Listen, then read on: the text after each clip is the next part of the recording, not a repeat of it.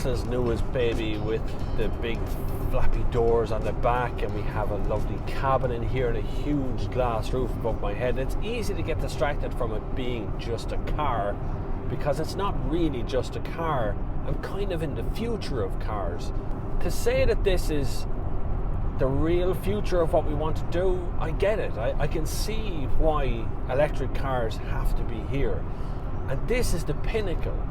If everybody else catches up, because Tesla release all of their documentation and you can literally download the plans for this car and make it yourself if you want, but if this is the pinnacle of what they can do, it's really exciting to see what Model 3 will bring us and what that's going to be when they become a little bit more affordable, because the car I'm sitting in is well over €200,000. We're talking closer to €250,000 here, but it does start at a lot more affordable than that. The Model S starts at around 88 grand.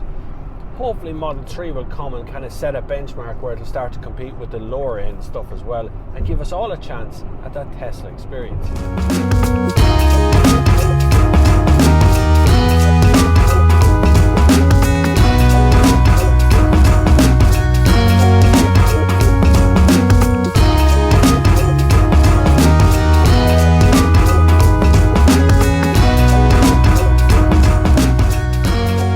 Right, we're at the newly opened Tesla station right here down in Ballycollet. All these people in the background here are journalists and people from Tesla who are actually cutting the ribbon on these new Tesla systems. Absolutely thrilled to be here in Ireland. It's an exciting day, and opening the very first supercharger for Tesla in Ireland. I think the Irish market's exciting.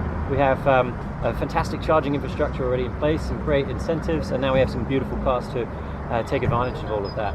We're opening our first service centre and store in Dublin tonight in the Sandyford area, and I think we had to close our RSVP list for that in about 6 hours or something. There's so much interest in people coming, which is really, really fun. But here, opening our first supercharger, connecting Dublin and Cork for long distance travel.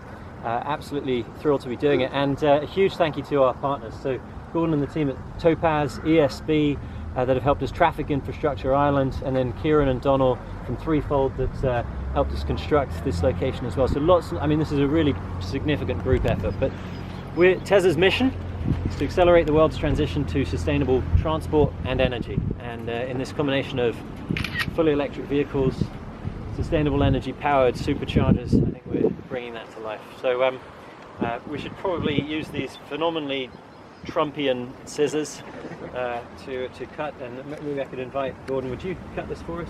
Yeah, no problem. Thank you very much. And you want to hold it with him? Yeah, we could hold the ribbon. Fantastic. Congratulations. Thank you very much. Thank you. So I've everything done, right? Okay. I think so. Okay, so here we go. We're off in the Model S. Hello. What I'm going to do now is I'm going to go out on the motorway so I can test them, which I'm not supposed to. I was going that way. I'm going off record here for a second.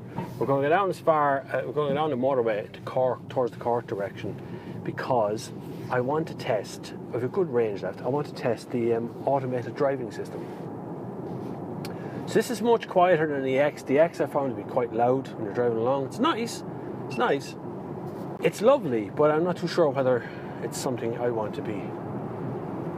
It's lovely. This is much nicer. This is what I expect a car to be now. So I pull back that twice. Oh, there we go. Right, keep your hands on the wheel, it says. We're away. So this is basically active cruise control, and you'll see a video of this on my YouTube channel already. I've done this in an Audi. But this is basically another version of active cruise control, which I do like. Seems to be okay. I'm going to try the lane changing system because it's detecting that there's someone on the outside lane for me right now. And I'm going to indicate, so you indicate to change lanes. I can feel it doing that. It's doing that. Oh, that's scary. Oh, that's scary. Let's do it the other way. It's not changing. Change lanes.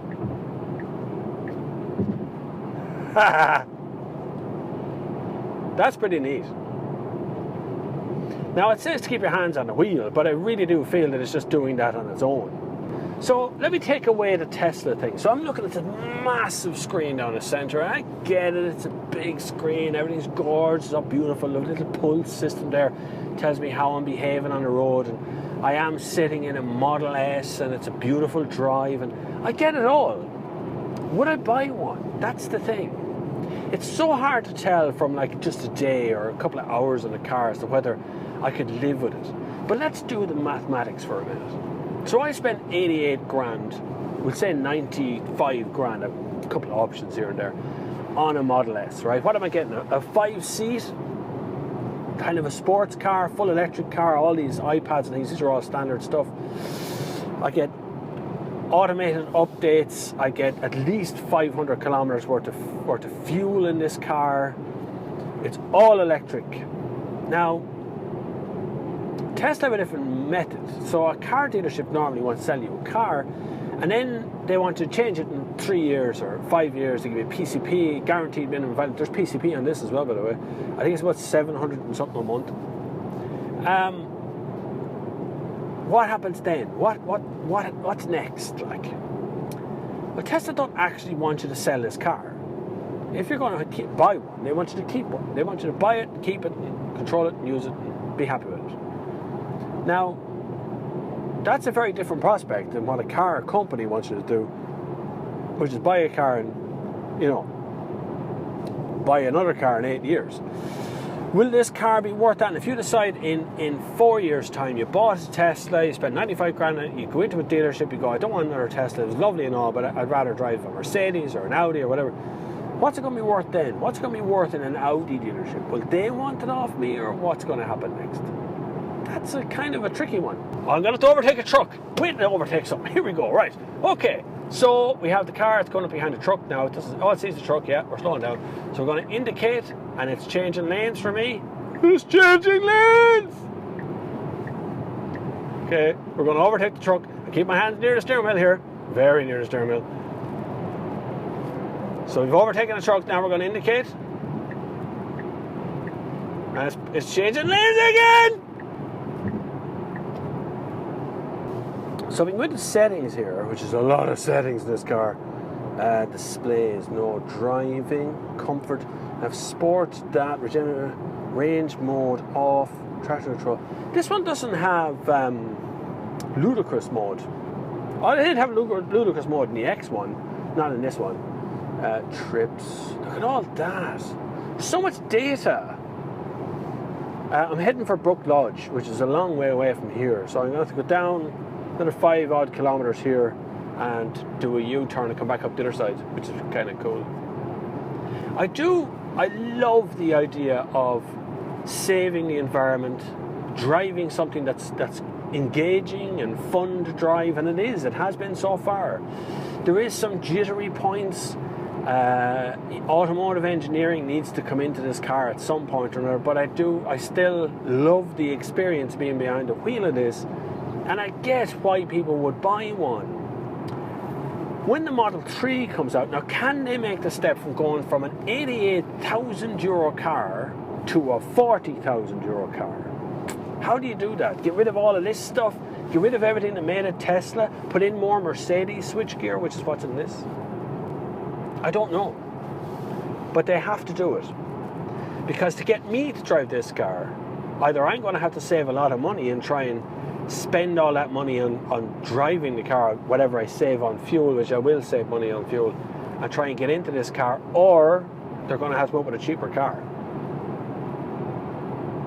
For one, I'm looking forward to what Tesla's going to do next. If it's the one car company, if you ask me in the morning, who would I like to go work for? What company would I like to go and see what's going to happen next?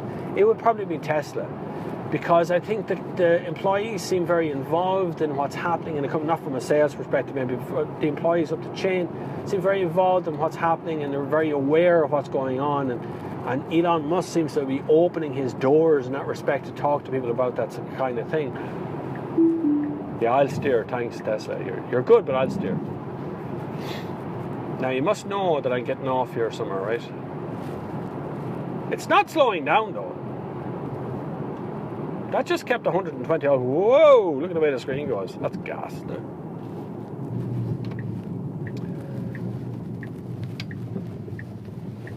The regenerative braking is quite severe. There goes all of my apples and oranges and Kit Kats and all sorts of things. Just hit the floor over there. Whoa, the acceleration is amazing though. And I mean, like, ludicrously quick.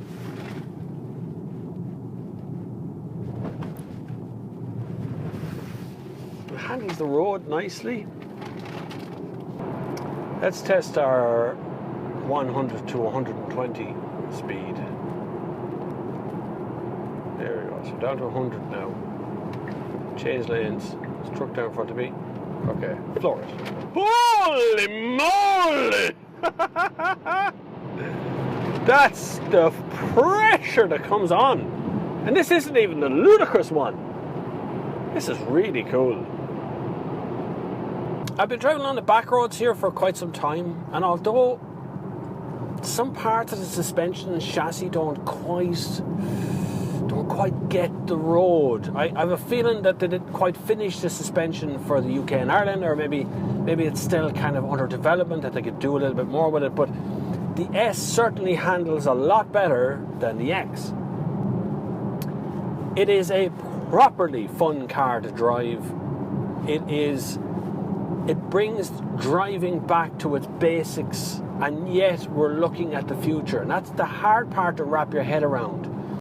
I'd like to talk to the suspension and chassis development guys and talk about just the finesse. There's a little finesse that's missing from the suspension system. It doesn't quite marry up with the way the car handles and rides. The steering is fine, generally out of sport mode. Sport mode's a bit heavy. I find just normal mode is okay. And again, settling on the 1 point and changing out some of these stalks here away from the Mercedes ones. You know, there's a little bit of a work to be done around the edge, but still, for a brand new company that basically didn't exist 6 years ago, I'm blown out of the water here.